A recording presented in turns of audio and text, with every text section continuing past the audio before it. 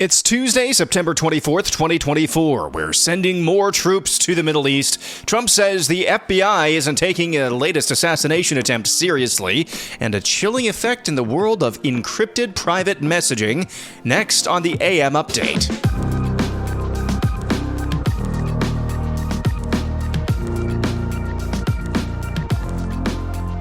The United States is sending a small number, what they're saying, of additional troops to the Middle East in response to a sharp spike in violence between Israel and Hezbollah forces in Lebanon that's raised the risk of a greater regional war. Pentagon Press Secretary Major General Pat Ryder would provide no details, speaking to media, on how many additional forces or what they would be tasked to do. The U.S. has currently about 40,000 troops in the region. On Monday, the aircraft carrier USS Harry S. Truman, two Navy destroyers, and a cruiser set sail from Norfolk, Virginia, headed to the 6th Fleet area in Europe on a regularly scheduled deployment.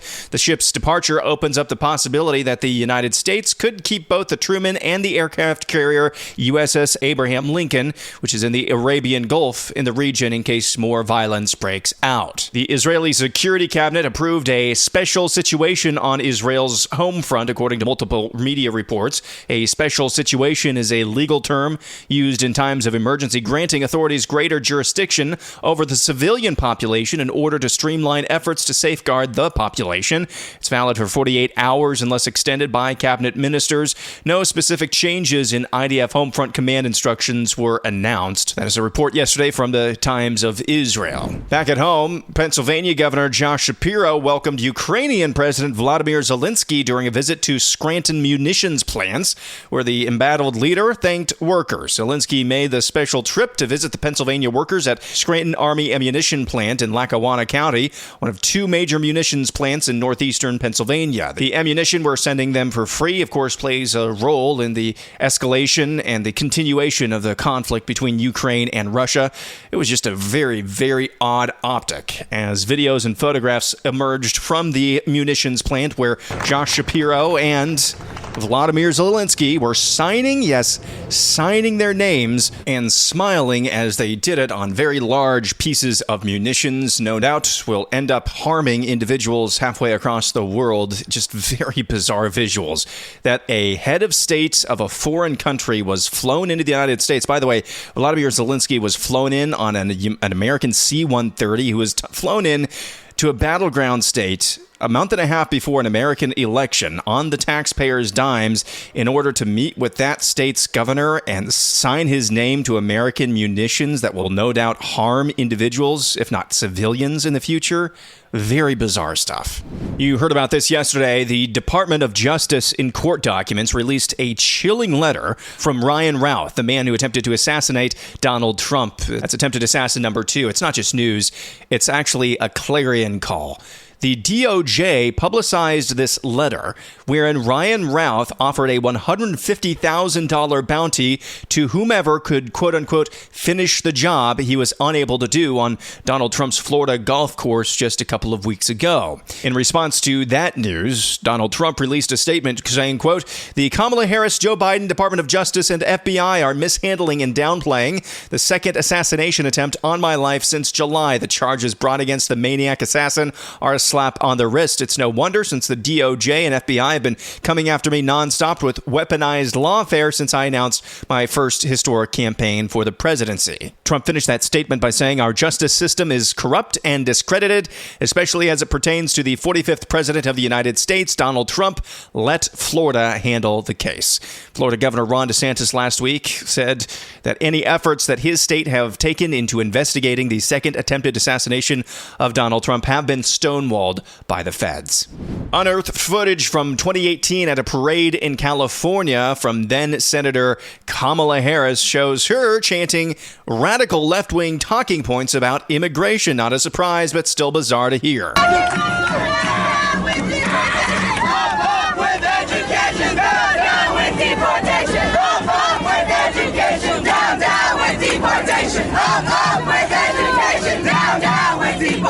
Yeah, that footage where the crowd, including Kamala Harris, can be heard saying up with education, down with deportation. I was at a 2018 parade in California. She was joined. You could see Doug Imhoff, her husband, in the background, smiling along and waving along as well. That is your border czar, supposed border czar, ladies and gentlemen. Down with deportation. GOP vice presidential hopeful J.D. Vance rallied in North Carolina yesterday and had these fiery comments about Kamala Harris, the left, and their attitude about immigration. And our message to Kamala Harris is, how dare you call people a racist for wanting to close down that wide open border? Our message to Kamala Harris is, how dare you call the citizens of your own country bad people because they don't want a flood of illegal migration in their country? Kamala Harris, how dare you attack the citizens of your own country for not wanting their children to die of fentanyl overdoses? Kamala Harris, how dare you call the citizens of your own country bad people? You're a bad person for causing this border crisis. We are not bad people for complaining about it. This is the head of White Dudes for Harris, who appeared on CNN and says he's creating a space for white men. Yeah, for far too long, the left has essentially ceded white men to the MAGA right. And a thing that we know is that most men, especially most white men, aren't actually MAGA supporters. And so we decided that we wanted to create space for white men to be a part of electing Vice President Harris. That is the organizer of White Dudes for Harris saying that for too long the left has ceded white men to MAGA. And it's just not true. You're creating a space for white men to be their authentic selves. Yeah, there's a reason why that dude is the one heading up White Dudes for Harris. I don't even understand what he's trying to communicate there. He's saying that the left has been ceding white men to MAGA for far too long, but then he follows up and said it's not true that white men are actually identifying as MAGA. Make that make sense. Parents showing support for female athletes were banned from school events for wearing pink wristbands with XX written on them in Bow, New Hampshire. Parents of students at Bow High School complained to the school's athletic director after they were told their girls' soccer team would play against an opponent with a dude on its team. Officials told the parents nothing could be done to prevent it because of a ruling by a federal judge. Some of the parents decided to show their support for the females by wearing pink wristbands with XX on them to the game between Bow High School and Plymouth Regional High School. School officials responded by stopping the game, demanding the parents take off the wristbands and having police issue no trespass orders against parents. Anthony Foote sent one of the orders to the New Hampshire Journal, who documented the overreaction from the officials.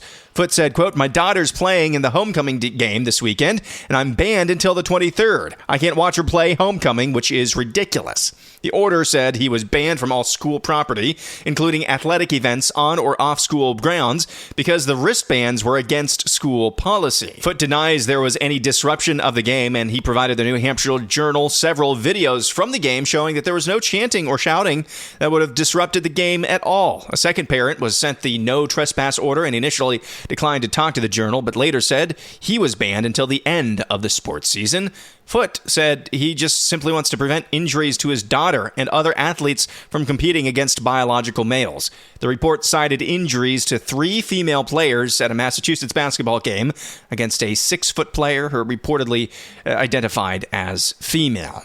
This is a case study how there will be absolutely no provisions, no conscience carve-outs, no conscience clauses when it comes to gender ideology, particularly when it comes to radical transgender ideology.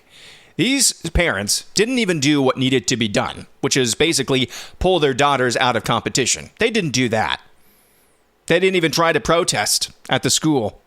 Nope, their response was to wear wristbands, which, quite frankly, is a terrible response when your daughter is up against literal dudes. That's just a quisling, that's just a cowardly response. But even that cowardly response wasn't even accepted by the school. And now various parents are banned from school premises for wearing a wristband, a symbol of their own cowardice. There is no accommodating when it comes to radical gender ideology.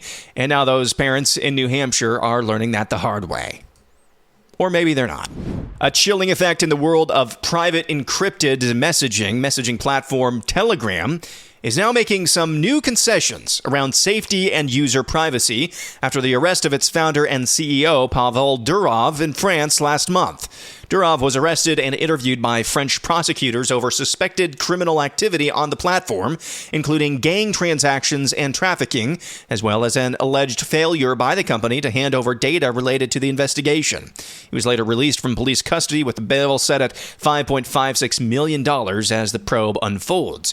The investigation sparked debate about free speech and criminal activity online, but the authorities' concerns weren't exactly a surprise. The app, which has amassed more than 950 million users thanks in large part to encryption technology and promises of user privacy, has for years been criticized for its popularity among unsavory internet characters and criminals, including drug traffickers and money launderers. Telegram said its CEO Durov had nothing to hide and that it was absurd to claim the platform or its owner are responsible for abuse of that platform. 2 weeks after his arrest, Durov acknowledged that the app's abrupt increase in users caused growing pains that made it easier for criminals to abuse the platform.